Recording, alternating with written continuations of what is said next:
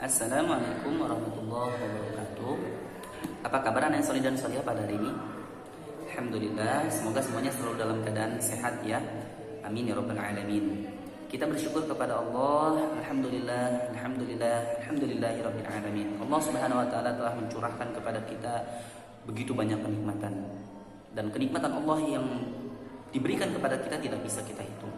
Allah berfirman, "Wa in ta'uddu ni'matallah la tuhsuha." Siapa yang hendak menghitung nikmat Allah pasti tidak akan mampu untuk menghitungnya. Maka tidak patut untuk kita bermaksiat kepada Allah. Tidak layak bagi kita untuk bermalas-malasan dalam beribadah kepada Allah Subhanahu wa taala.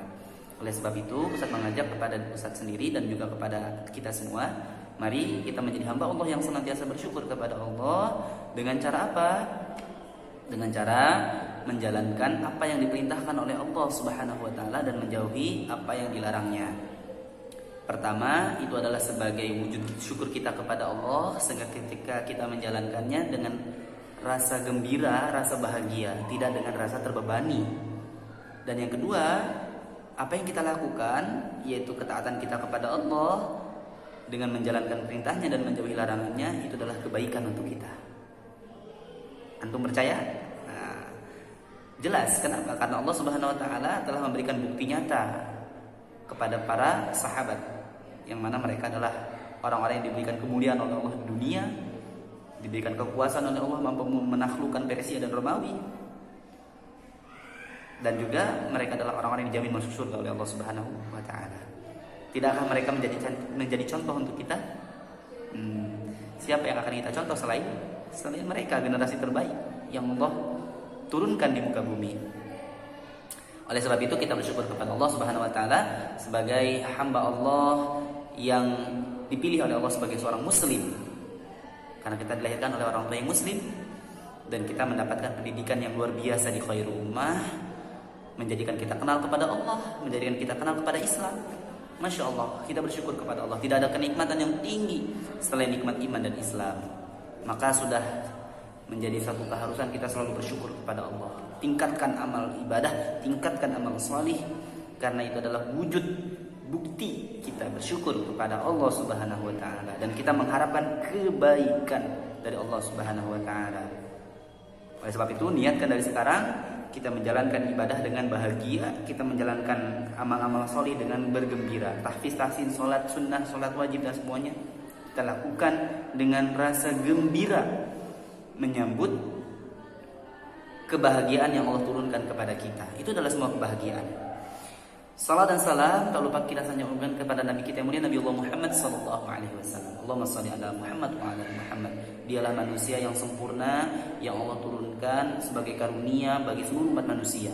Dialah Rasulullah sallallahu alaihi wasallam, Muhammad sallallahu alaihi wasallam ibni Abdullah. Dia adalah orang yang masya Allah, sosok yang menjadi panutan, teladan. Laqad kana lakum fi Rasulillahi uswatun hasanah. Rasulullah terbaik. Kalau kita mau menjadi orang yang terbaik, sukses, apa yang harus kita contoh? Siapa yang harus kita lihat? Rasulullah. Bukti nyatanya adalah para sahabat, mereka menjadi orang yang sukses semua itu, dunia dan akhirat, bisa menguasai Persia dan Romawi, dunia semuanya dalam genggamannya. Tapi mereka tidak lupa dan mereka menjadi orang-orang pilihan Allah Subhanahu wa taala yang akan dimasukkan ke dalam surga Allah Subhanahu wa taala. Kenapa? Karena mereka mentauladani Rasulullah. Kenapa? Karena mereka mengikuti jejak hidupnya Rasulullah. Kita nggak mau ngikutin mereka, mau dong. Oleh sebab itu, mari kita bersyukur kepada Allah atas keberadaan Rasulullah yang telah Allah utus dengan banyak-banyak bersolawat kepada beliau. Allahumma shalli ala Sayyidina Muhammad wa ala ali Muhammad. Baik, anak yang salah, apabila sudah berdoa, silahkan skip videonya langsung kepada inti materi. Kalau belum, kita berdoa dulu.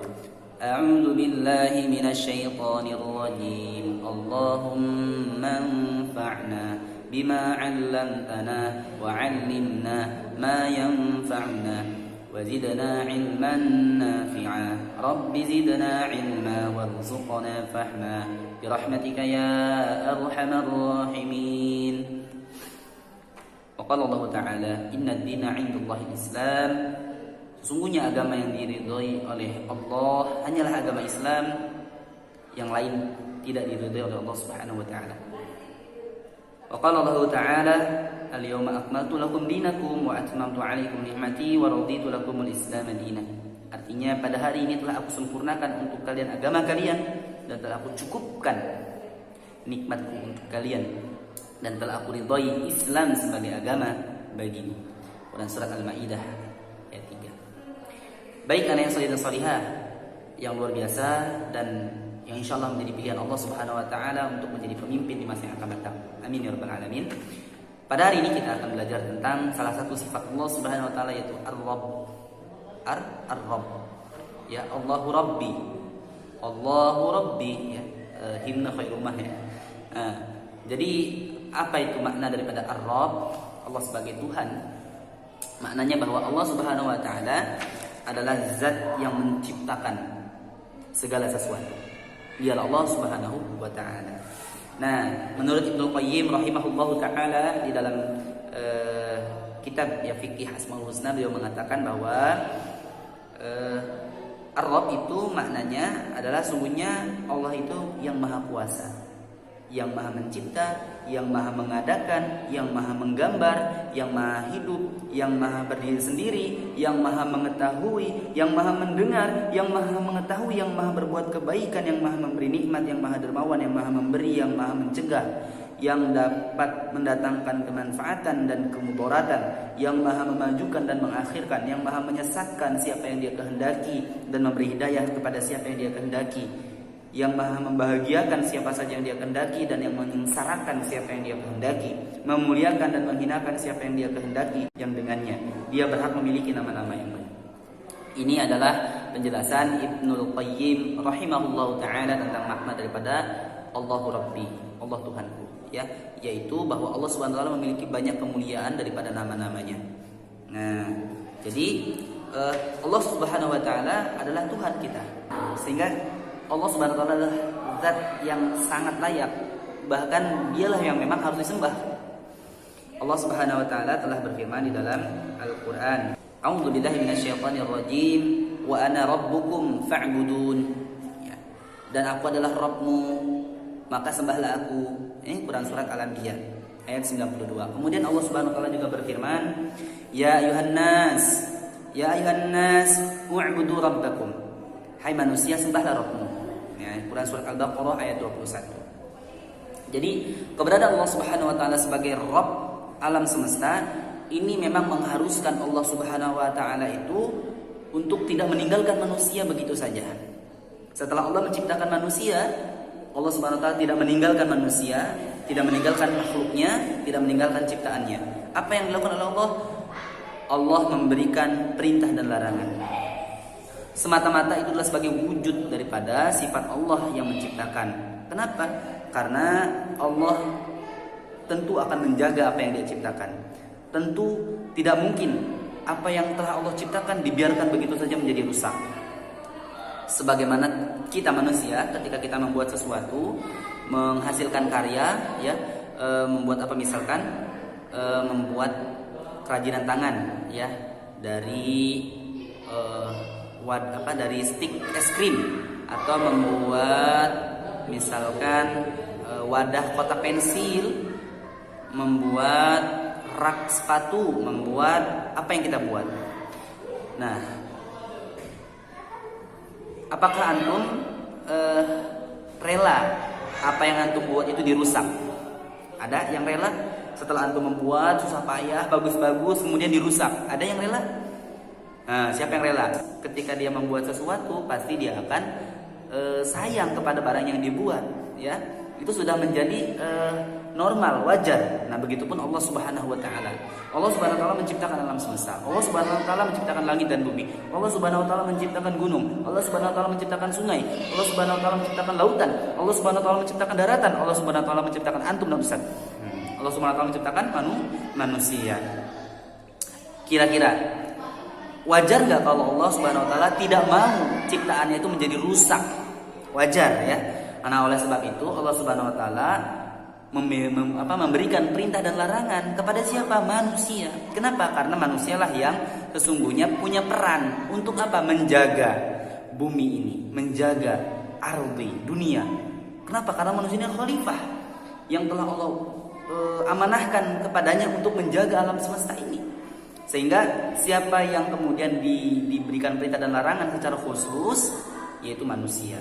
Di samping memang sesungguhnya selain manusia itu adalah mereka itu taat kepada Allah. Bagaimana mereka terbit dari matahari terbit dari timur ke barat, ya. Nah, itu adalah bagian daripada matahari taat kepada Allah. Ya, kemudian air ya yang menggenangi apa yang ada di daratan itu adalah juga bagian daripada ketaatan air kepada Allah. Begitupun api, ketika dia hidup dia membakar, itu adalah ketaatan api kepada Allah. Nah, maka manusia yang dia menjalani kehidupan ya, yang mengelola bumi ini diberikan banyak perintah dan larangan Allah. Diberikan banyak perintah dan larangan oleh Allah Subhanahu wa taala. Ribet memang, tetapi itu adalah sebagai kebaikan. Ya. Kita harus sadar, kita ini ciptaan Allah. Maka kita harus turut kepada Allah, tunduk dan patuh kepada Allah. Itu adalah kebaikan untuk kita. Karena Allah tidak mau kita rusak. Karena Allah tidak mau ciptaannya itu menjadi kacau balau. Ya, Allah Subhanahu wa taala ingin tentunya ciptaannya ini terjaga. Nah, itu adalah bagian daripada sifat Allah yang Maha Pencipta, yaitu Ar-Rabbi. Karena itu Allah menciptakan mereka untuk menaati dan beribadah kepadanya, sehingga kita diminta untuk taat dan beribadah kepada Allah Subhanahu wa taala. Ya, Allah Subhanahu wa taala telah berfirman di dalam Al-Qur'an, "Wa ma khalaqtul jinna wal insa illa liya'budun." Dan tidaklah aku ciptakan jin dan manusia kecuali untuk beribadah kepada Allah, ya. Jadi sebenarnya kita ini adalah hamba Allah. Maka tentunya Allah tidak mau kita mengalami kerusakan. Oleh sebab itu, yuk kita taat kepada Allah semata-mata. Kita tidak ingin menjadi rusak, tidak ingin menjadi sesuatu yang kemudian dimasukkan oleh Allah ke dalam neraka. Karena kita barang yang rusak. Kalau kita tidak taat kepada Allah, bermaksiat kepada Allah, tidak taat kepada apa yang diperintahkan dan yang dilarang oleh Allah, tentunya kita menjadi makhluk yang rusak. Coba, kalau antum punya barang yang antum buat dan itu rusak, antum mau jaga apa antum buang? Kalau masih bisa diperbaiki mungkin dijaga. Tapi kalau sudah parah rusaknya itu dibuang. Kemana? Kotak sampah. Kemana? Udah di kotak sampah, habis itu ditaruh di mana? Dibakar. Kalau sampah itu kan harus dibakar. Ya, begitupun manusia. Kalau sudah rusak, masa mau dijaga di surga? Masa mau disayang-sayang di surga? Maka apa? Dilemparkan ke dalam neraka. Naudzubillahi min dzalik. Dalam sebuah hadis dikatakan bahwa kita tidak akan merasakan kenikmatan iman. Kita tidak akan merasakan nikmatnya iman. Iman kepada Allah, yakin kepada Allah sebagai zat yang menciptakan, apabila kita belum menjadikan Allah sebagai Tuhan. Ya, di dalam sebuah hadis dikatakan, "Dzaqa ta'mal iman man radiya billahi rabba wa bil islami dina wa bi Muhammadin rasulah."